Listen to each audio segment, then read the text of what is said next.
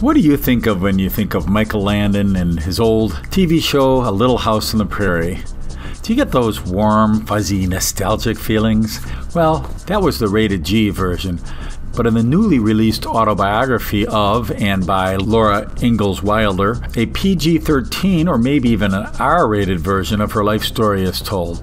But on February 7, 2015, Laura Ingalls Wilder turned 148 years old.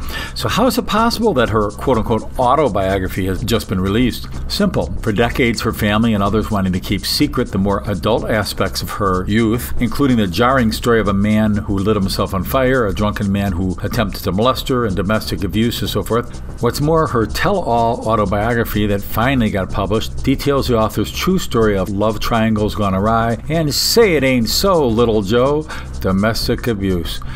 But this book almost never saw the light of day. The original rough draft of the book sat unpublished by the Wilder Historic Home and Museum in Mansfield, Missouri for decades without being published until now. Pioneer Girl, the annotated autobiography, has finally been published by the South Dakota Historical Society Press. It's not child-friendly, but it's available at Amazon.com and in many bookstores.